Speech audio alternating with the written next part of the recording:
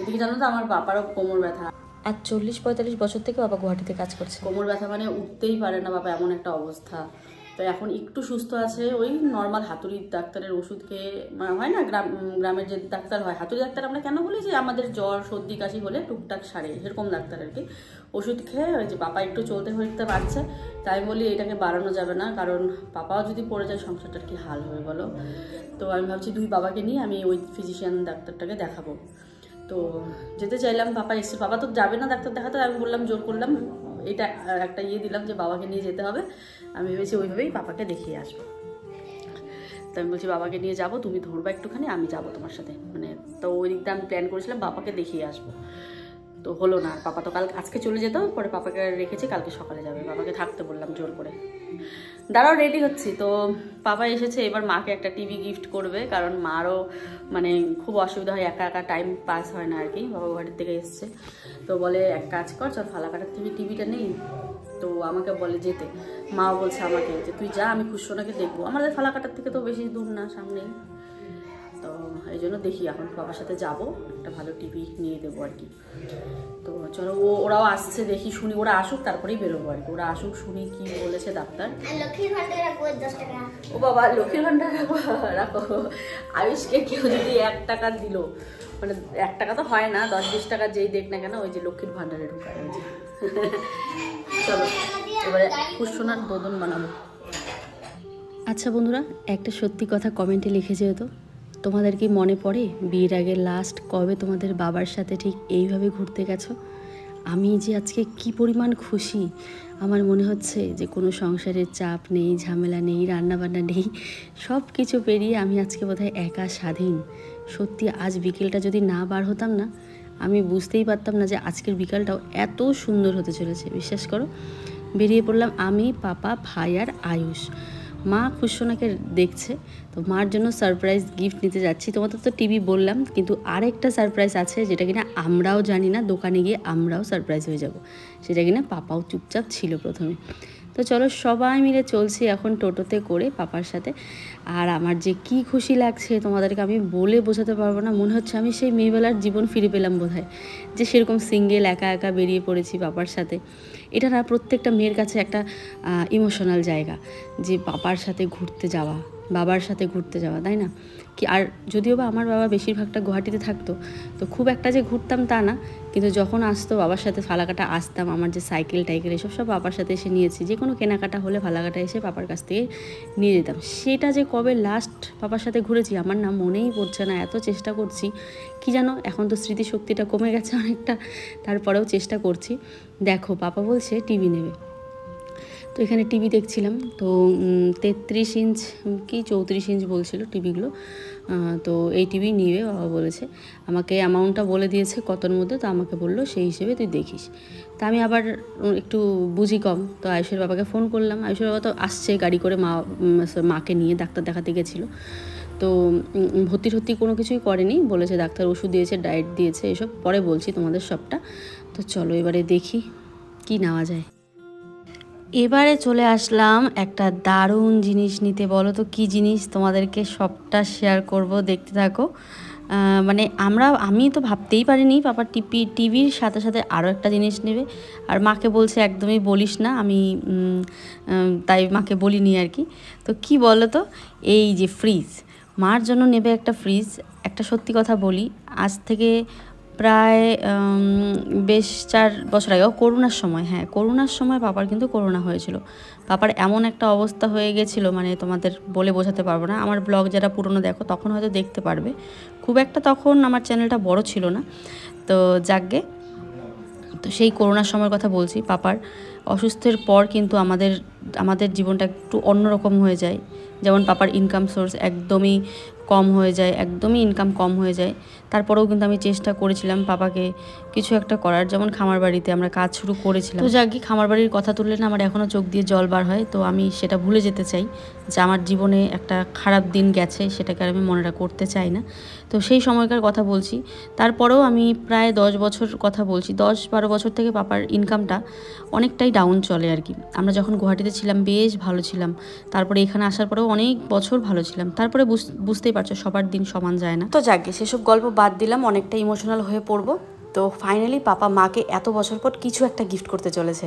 তো সেটা দেখে আমার মা তো অবশ্যই খুশি হবে, আর মেয়ে হয়ে আমরা খুশি হব না? সাথে বুনুও ভিডিও কল করেছিল পরে।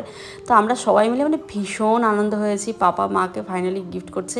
যেগুলো আমরা সেই অনেক বছর আগে দেখতাম, পাপা হুট করে এটা নিয়ে আসতো, হুট করে ওটা নিয়ে আসতো, মানে অনেক বড় বড় জিনিস, দামি দামি জিনিস হুট করে কাউকে বলতো না। সেই গিফটটা আজকে পাপা করতে চলেছে মাকে। তো মা কিন্তু ভীষণ এক্সাইটেড। ফ্রিজ টিভি আনবে মা জানে, বাট টিভির সাথে ফ্রিজটাও যে নেবে সেটা কিন্তু মা জানে না। তো চলো সেটাই ফ্রিজ দেখছিলাম। পাপা আমাকে এটারও বাজেট বলে দিয়েছিল যে এই বাজেটের মধ্যে নেবে। দেখো হুট করে বেশি বাজেট নেওয়া যাবে না, পাপার যেটুকু সামর্থ্য পাপা সেই দামেরই ফ্রিজ নেবে আর কি। চলো সেটাই দেখছিলাম কী কোম্পানির ভালো হয়। আর আয়ুষও গেছিলো, আয়ুষও খুব এক্সাইটেড ফ্রিজ দেখে। তারপর একটু পরে আয়ুষের পাপা আসবে, পাপা বলছিল যে ফ্রিজটা না হয় অভির পছন্দেই নেওয়া যাক, তো ওর অপেক্ষাই করছিল পাপা। তারপরে আমরা বসেছিলাম একটুখানি, অভি আসলো, তারপরে এই যে ফ্রিজটা নেওয়া হবে আর কি। মানে ও বলছিল আমি বাড়ির সামনে চলেই এসেছি, তাই ওয়েট করা হচ্ছিল ওর জন্য। কপাল খুলে গেছে তোমার, পাপা তোমাকে গিফট করছে টিভি আর ফ্রিজ। ভাবো তো, ফটো তুলে আনছিস? হ্যাঁ ভিডিও করা আসতো না। এখন হচ্ছে রাতে রান্না বান্না, মাছ তখন অল্প করা হয়েছিল, আবার মাছ এখন বলছে মা সর্ষে বাটা দিয়ে করবে পাবদা মাছটা। তো পাবদা মাছ আর দুপুরের আছে কিছু তরকারি, আর কি যে করে, আর কি কিছু করবে আরো?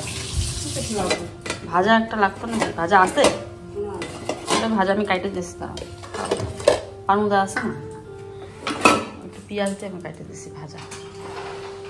আর এখানে আমি চাউমিন এনেছিলাম, তখন ভেবেছিলাম খাবো, তো যাই হোক কালকে বানানো যাবে, আজকে আর বানাবো না। পাপা ছেলেকে নিয়ে আছে বসে। ছেলে কি করে? ঘুমায়? ঘুমাচ্ছে, কথা বলে দাদুর কোলে। কি করে? স্বপ্ন দেখে। তো বাড়িতে তো পাপা চলে গেছে, পাপাকে বললাম, মাও চলে গেছে, এটা পরের দিনের ভিডিও। তো পাপাকে বললাম একটুখানি ভিডিও করো, আমিও দেখবো আর আমার ভিউয়ার্সরাও দেখবে যে কোথায় টিভি বসানো হয়েছে, কোথায় ফ্রিজ বসানো হয়েছে। তো দেখো কি ভালো লাগছে দেখতে টিভি আর ফ্রিজটা। আর এখানে আলনাটা ছিল, সেটাকে সরিয়ে দিয়ে এই কালারটা। তো আজ সারাদিনে প্রায় 3 বার বেরিয়েছি বাড়ির থেকে, বেশ ভালোও লাগে জানো তো। মাঝে মাঝে এরকম যখন বাড়ির থেকে একটুখানি বার হই না, সত্যিই ভালো লাগে, মনটাও ভালো হয়ে যায়। কারণ আমার মানে সারাদিনে আমি নিজের জন্য 10 মিনিট 5-10 মিনিটও সময় পাই না, কিন্তু আজকে পেয়েছি মার জন্য। বেরিয়েছি 3 বার, একটু ভালো লাগছে, বাইরের পরিবেশ দেখেছি। বিকেলবেলাটা ইচ্ছে করেই গেলাম, যদিও বা ডাক্তার এখানে আমাকে যেতেই হতো, কিন্তু যেহেতু যাওয়া হলো না তাই পাপার সাথে গেলাম, যে না মাইন্ডটা ফ্রেশ হবে, একটুখানি যাই। আর ছেলে জানো তো কান্নাও করেনি, এই যে আমি যাওয়ার সময় ঘুমিয়েছে, তারপর মা একটু খাইয়ে দিয়েছে, আবার ঘুমিয়ে পড়েছে। তো ছেলে এক ফোঁটাও কান্না করেনি, ভগবান সহায়। চলো এবার মা রান্না করে গেল, এবারে আমি বানাবো রুটি। তো মা বাবা তো গোলা রুটি খায় আর কি, নরম নরম হয়, খেতে ভালোবাসে। তো এখন জিজ্ঞাসা করলাম, 2 দিন থেকে গোলা রুটি খাচ্ছে, তখন বললাম কি গোলা রুটি খাবে না শুকনো খাবে? তো বললো শুকনো রুটি খাবে, মাছের ঝোল দিয়ে তো শুকনো রুটি খাবে। মা পাবদা মাছের ঝোল করলো মাখা করে। তো আয়ুষের বাবা রাত্রে রুটি খায়, তো সেই জন্য আমিও রুটি খাই। তো এখন একটু সবারই দুটো করে রুটি বানাবো। চলো মা কি বানিয়েছে, মা কি বানিয়েছে? এটা তো ভেন্ডি চচ্চড়ি তখনের, এটা কি মাছের ঝোল, এটা ভাত,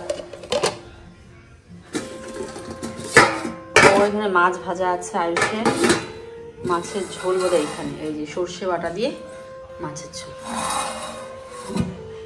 চলো আর দুপুরের ঝোলটা আবার আলাদা, পেঁয়াজ লঙ্কা আদা বাটা দিয়ে করেছি। তো ভালোই হয়েছে একদিকে মাছটা আনাতে, তাই না? আর পানুদাও আছে, ওই যে মার সাথে মাকে নিয়ে গেল, যে কালকে মাকে নিয়ে আবার যাবে হচ্ছে ভিডিও অফিসে। বন্ধুরা এই যে বাবার রুটি, তারপরে মাকে দিব, ও আসবে, ও আসলে তারপরে ইনসুলিন দেওয়া হলো আজকের থেকে মা দিবে ইনসুলিন। তো এখন এই 1.5 ঘন্টা পর পর খেতে বলেছে, টাইমটা আমি জানি না ঠিক, এখানে ডায়েট চার্ট দিয়ে দিয়েছে, যা যা আর কি লাগে। ভালো ডাক্তার দেখানো হয়েছে আজকে, ডায়েট চার্টে এখানে সব কিছু আছে। চলো এখন রুটি আর দুধ দিলাম, দুধ খেতে বলেছে ডাক্তার, যার জন্য দুধটা দেওয়া হলো। হয়ে গেছে প্রায় 12টা বাজে। আয়ুষ কালকে কিন্তু এক্সাম, হ্যাঁ উঠতে পাবি না, বসো খাও। কেন?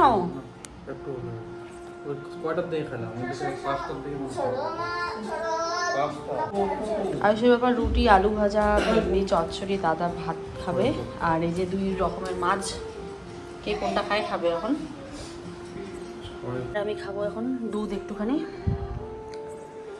মা শোয়াই দাও না। হয়ে গেল আমার মাথা খারাপ হয়ে গেছে মা। 12টা 27।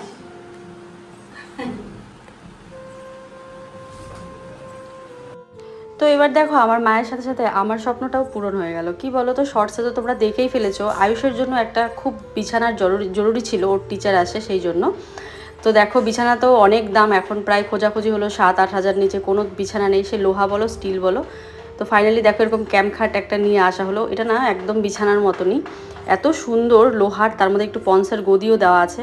তোমাদের কেমন লেগেছে অবশ্যই জানি। দেখো দেখো কিভাবে শুয়েছে সবাই, মা সোফায় শোয়া সারা রাত। আর দাদা ওরা শুবে, দাদা শুবে ওই ঘরে, আর মা শুবে হচ্ছে, মা বাবা তো ওই ঘরে শুয়ে পড়েছে। এতগুলো এত বড় ঘর নেওয়াতে সবাই বলো ঠিক যে এত বড় ঘর নিয়েছে, দেখো তো কত ফায়দা আমাদের, লোকজন আসলে নো টেনশন, তাই না বাবা? চলো পরে কথা হচ্ছে।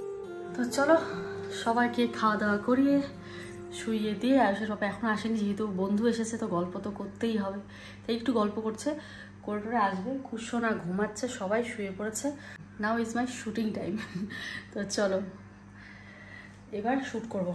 আজকে একটা বেজে গেছে, বাসনপত্র যা আছে বিশেষ করে সব ধুয়ে ফেলেছি, মানে এক গাদা বাসন ছিল, ধুয়ে গ্যাস ট্যাস মুছে পুরো পরিষ্কার করে দিয়েছি। আর মার যেটা হয়েছে সেটা হচ্ছে মার কিডনিতে ইনফেকশন হয়েছে। তো মা জানে কি না আমি জানি না, তারপরে আমি আসতে বললাম কথাটা, কারণ যা বলি না কান পেতে সব শুনি আবার। তো ডাক্তার বলল সুগারটা প্রচণ্ড হাই, যার জন্য সুগারটাকে কমাতে হবে। সুগার কমানোর জন্য ডায়েট তো দিয়েই হচ্ছে অনেক, তো ডায়েট মেনটেন করে মিনিমাম 1.5 ঘন্টা পর পর খেতে দিতে বলেছে।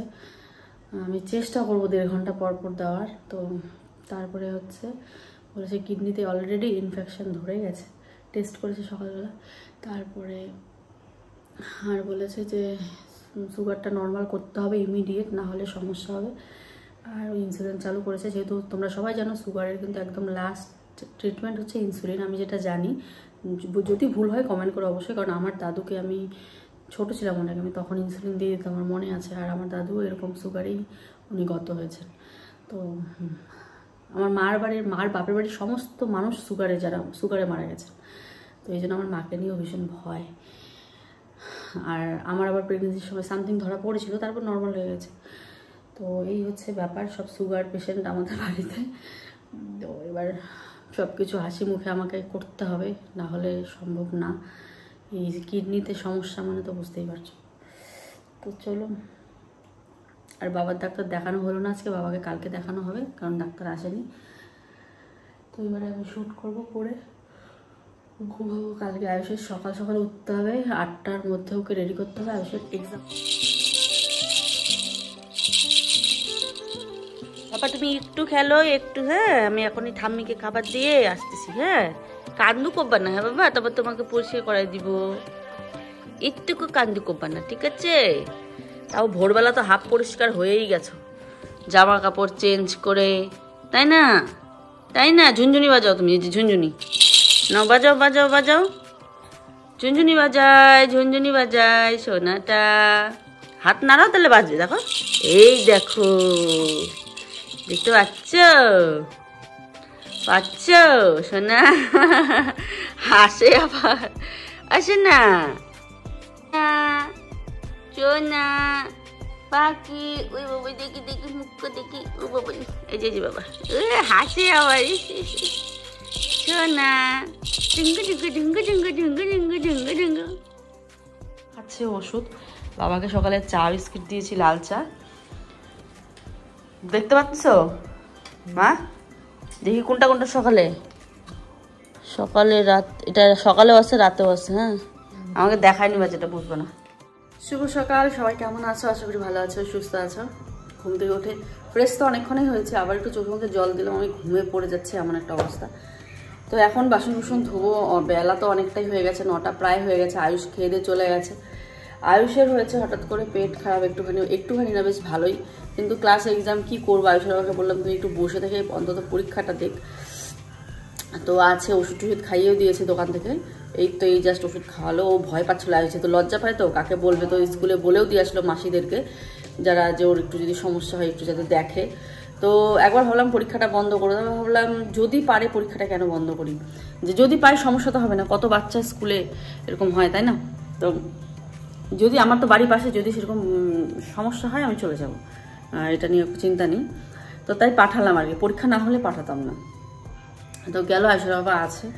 আর সকাল সকাল ঢুকলো আয়ুষের, সরি আমাদের একটা পার্সেল, আমি ভাবলাম এটা বোধহয় ক্যাশ অন ডেলিভারি, মানে বলছি কি ক্যাশ অন ডেলিভারি, আমি বলি অ্যামাজন থেকে তো আমার কোনো ক্যাশ অন ডেলিভারি নেই, আর যেগুলো থাকে ওগুলো তো আমি জানি, আর যেগুলো জানি না তারপর আমি বললাম না আমার লাগবে না, আমি ক্যাশ অন কোনো অর্ডার করিনি, আপনি কোড পাঠাবে কি, অর্ডার না করলে তো কোড পাঠালেও তো হবে না, মানে ওটিপি ক্যান্সেল করার জন্য।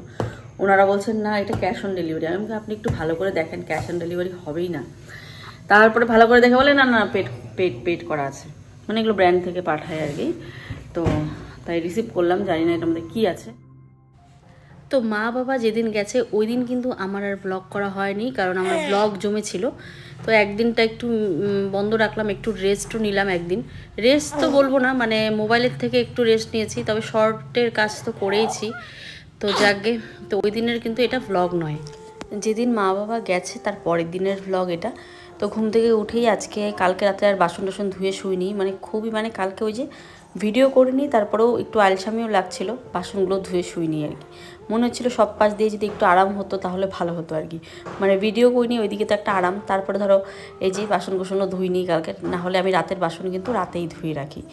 হ্যাঁ একটু চাপ হয়, ওই 12টা 1টা বেজে যায়, তো সমস্যা নেই। তারপরে সকালবেলা উঠে এতগুলো বাসন তো ধুতে হয় না, সেই সন্ধ্যের থেকে ধরো জমতে থাকে। তো মানে এক একটা কাজ করে যে ধুয়ে রাখবো সেটাও আবার হয় না, মানে সব টাইম টু টাইম কাজ করতে হয়। এদিকে ছেলে কান্না করে, কত কিছু টাইম টু টাইম করতে হয়, তার জন্য কি বলো তো আমার বাসনগুলো জমিয়ে রাখতে হয়, পরে যখন সময় পাই ফাঁকা সময় তখন ধুয়ে ফেলি। তো এই ফাঁকা সময় একমাত্র রাত্রিবেলা। তো চলো সমস্ত বাসন ধুয়ে পরিষ্কার করে গুছিয়ে নিলাম। আজ জানি সারাদিন কাজের চাপটা অনেক থাকবে, কারণ সব কিছু পড়ে আছে, না কালকে এডিটিং করেছি না কিচ্ছু, ওই যে বললাম সব পাশেই কালকে আরাম করেছি। তো আমি ভাবছি সকালের এরকম আশিপাশি কাজগুলো সেরে তবেই বা খাবার টাবার দিয়ে সবাইকে তারপরে এডিটিংয়ে বসি, না হলে এডিটিংয়ে বসলে আবার একটা খাবার দাওয়ার একটা টেনশন থাকে, সেই জন্য কিন্তু হয় না। তো দেখো এই যে বিছানাটা যে এত ভালো হয়েছে, তোমাদের না বিছানাটা ভালো করে দেখানো হয়নি, মানে এটার নিচে কেমন, এটার মানে তোষকটা আর কি, তোষক বলবো না, একটা স্পঞ্জের মতন আছে আর কি। তো সেটা কিন্তু খুব ভীষণ সুন্দর।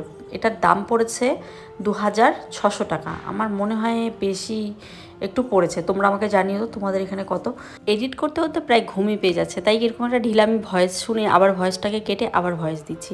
যাকে বিছানাটা কেমন লেগেছে অবশ্যই বলো। সরি দামটা না বলতে ভুল হয়ে গেছে, 2600 নয়, পরে ডিসকাউন্ট করে 2400 টাকা নিয়েছে, মানে 2600 আমাকে বলেছিল, তো আমি বারবার রিকোয়েস্ট করাতে ওই 2400-তে দিয়েছে। তো এবারে দেখো মাছ এনেছে, লোকাল রুই মাছ, এত মানে সুন্দর, এত তেল মাছগুলোতে, মানে কি বলবো। অন্যান্য লোকাল রুইগুলো কি একটু খসখসে হয়, মানে আমাদের পুকুরের তো রুই আমরা খাই, তোমরা জানো, আমার খুব একটা ভালো লাগে না লোকাল রুইটা, কেমন একটু খসখসে টাইপ হয়, কোনো টেস্ট হয় না। আর এমনিও রুই আমি ভালোবাসি না আর কি, কিন্তু এই রুই মাছটা না ভীষণ টেস্ট ছিল, নরম ছিল আর খুবই তেল ছিল।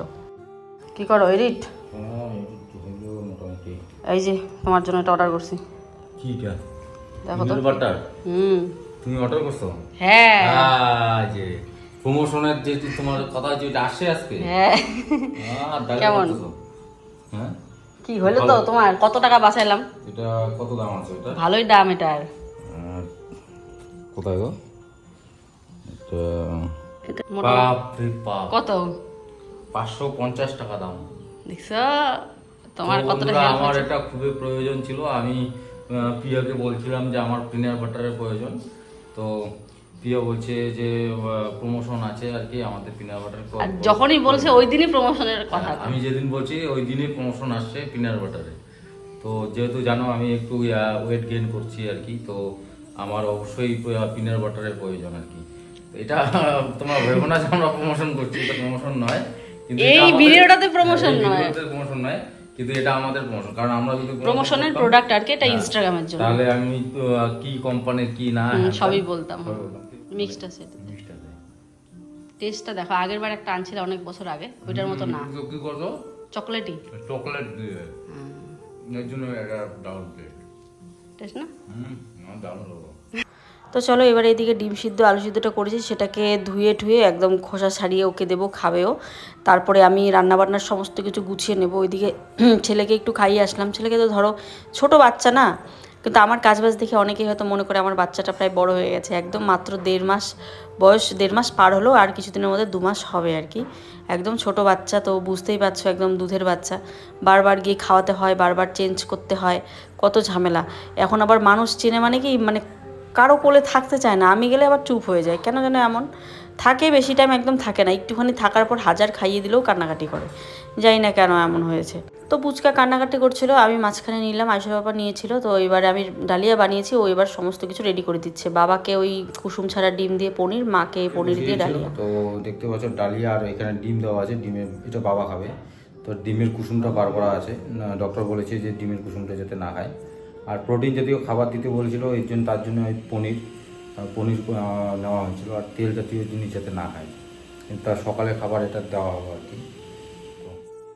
তো বাবার খাওয়ার আগে ওষুধ ছিল, সেগুলোকে খাইয়ে দিল আয়ুষের বাবা, খাইয়ে দেয়, এই যে বাবাকে এখন খাবার দিয়ে দিল, দিয়ে আবার খাবার পরে ওষুধ আছে সেটাকেও ও খাইয়ে দিবে আর কি। বাবার খাওয়া হয়ে গেছে, মার এই মাত্র ইনসুলিন দেওয়া হলো, 15 মিনিট পরে মা খাবে, মার খাবারটা ওই যে ওইখানে বেড়ে দিয়েছে আয়ুষের বাবা।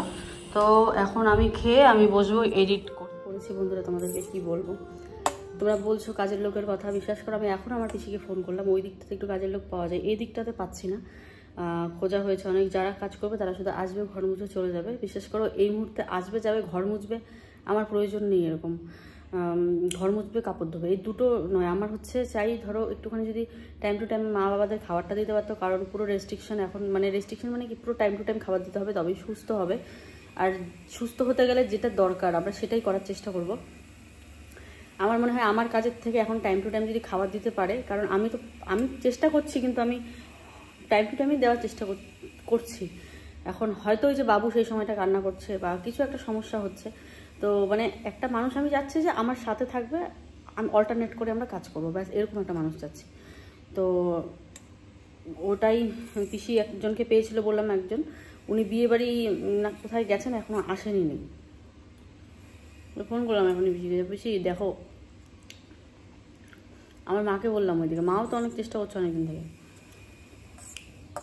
কাজের লোক পাওয়া যায়, এত চাপ, টাকা দিয়ে কাজ করাবো, তারপরেও যে এত চাপ, বুঝি না, মানে কি বলবো।